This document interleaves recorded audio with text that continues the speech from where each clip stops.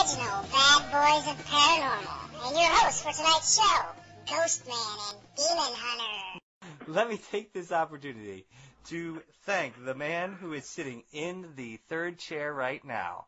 And I guess I'm going to say Lynn instead of L.A., but, and make sure I'm saying this right, Marzulli? Marzulli. There you Lynn go. Marzulli.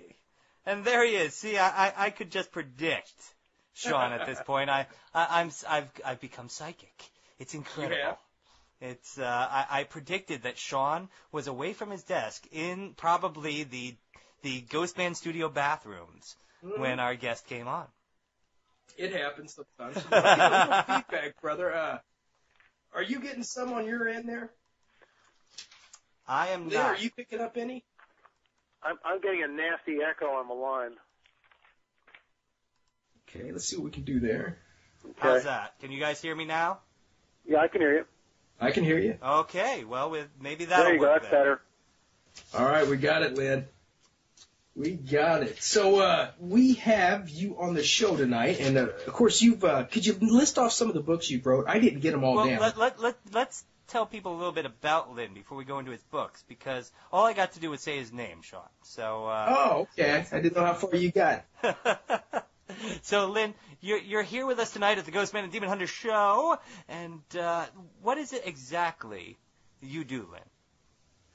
Well, I'm basically a researcher, but I've been dealing with occult themes for well over 30 years. I've had a bunch of psychic experiences myself, and what I'm really interested in right now, and I've written basically 5 books on the subject, is the whole UFO phenomena and all of its different elements in that which make up the UFO phenomena. For instance, cattle mutilations, crop circles, alien abductions, the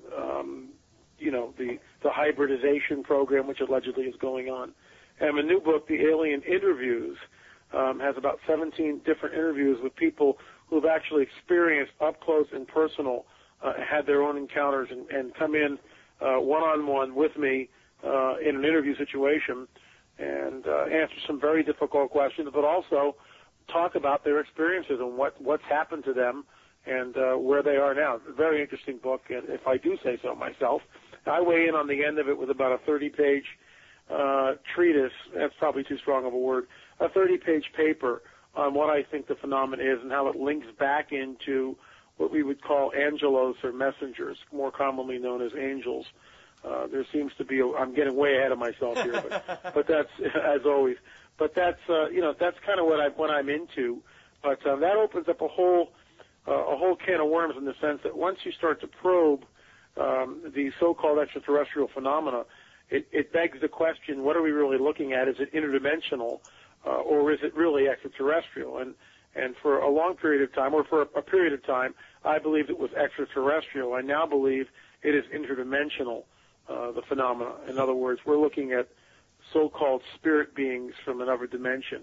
And I back this up in the new book by equating it to ancient manuscripts where these beings manifested to human beings and what their reactions were, and then comparing it to reactions present day of people who have had encounters, and the similarities are striking. Wow. See, that is amazing how you can go from, witnessing the UFO to believing in little green men to all of a sudden, something changed your mind, of course, to think these are interdimensional. These are some kind of spirits now that we're dealing with. Well, again, there's really only 2 paradigms that you can have, at least that I'm aware of. If they are extraterrestrial, then it'll, why haven't they revealed themselves? Why do they do everything clandestinely? Why do they operate from a paradigm of fear, which they operate in constantly? And, I've talked to many, well, not many, but several abductees, let's put it this way, under 10, over 5, of people who have claimed to have been abducted. And what I find a dynamic in their consciousness, in their paradigm, in their worldview, which I find alarming, is they begin to lose the ability to discern right from wrong, good from evil. And so they say, well, these entities are just a higher form than ourselves, and so what is good and evil to us doesn't really apply to them. And yet we see that these entities go out of their way to create a climate of absolute terror and fear during the abduction phenomena. There's just no doubt about it. I mean, every abductee I've talked to talks about the same thing, how they hate it, they loathe it, they're terrified, petrified, and they're powerless to do anything about it. Well, many of them are powerless to do anything about it. There are those who have actually claimed to have stopped their abductions, and one of the guys that I've interviewed who came on the alien interviews, and his name is Joe Jordan. He's a MUFON investigator and been in the field for quite a period of time. And actually, this year's Roswell conference, he had about 10 to 12 people come up on stage and talk about how they were able to stop their abductions, which, of course, is something that most people want to hear at first, and then when they find out the reason how they're able to stop it, oftentimes people just shut down and get up and walk out of the room because they equate what these people are saying with, let's say, experiences they've had which have been negative. And I'll tip my hand to that a little later on in the show.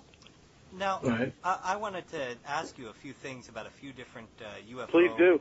things that have personally touched my life. One being I've told this story before about the one time I saw something which could be considered a UFO, an unidentified flying object.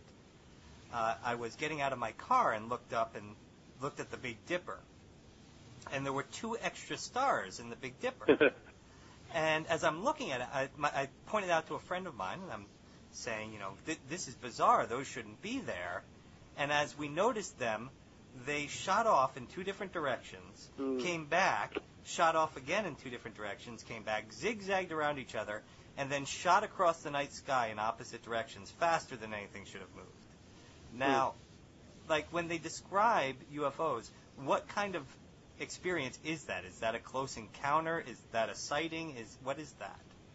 Well, that would be a sighting. I mean, you've seen a craft. I've had a close encounter the first time. I've seen a craft, just like you did. I mean, this craft was not lights in the sky. This was broad daylight, and it was a silver disc. I was like 11 or 12 years old at a scout camp taking a shortcut up a ravine with 3 other boys. The lead guy goes, "Wow, what's that?"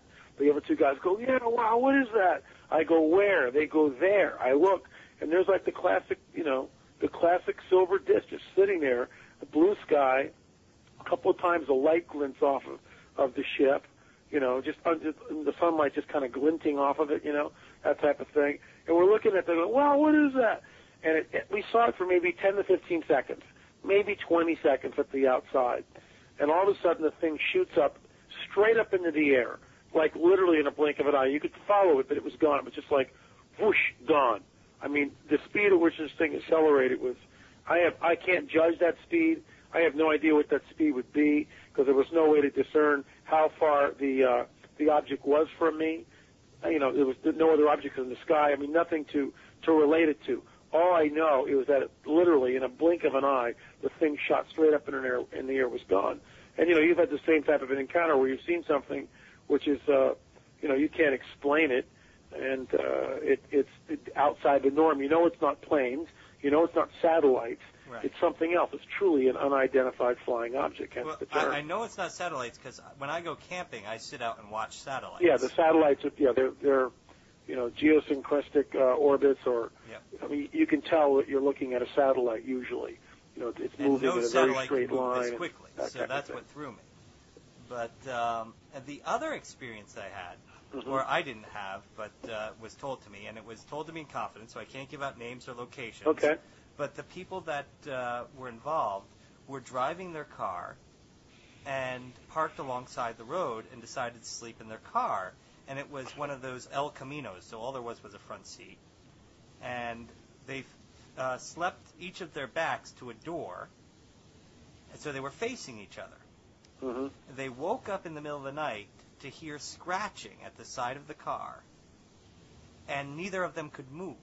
They were both frozen still. Mm-hmm. They were both panicked, unable to move.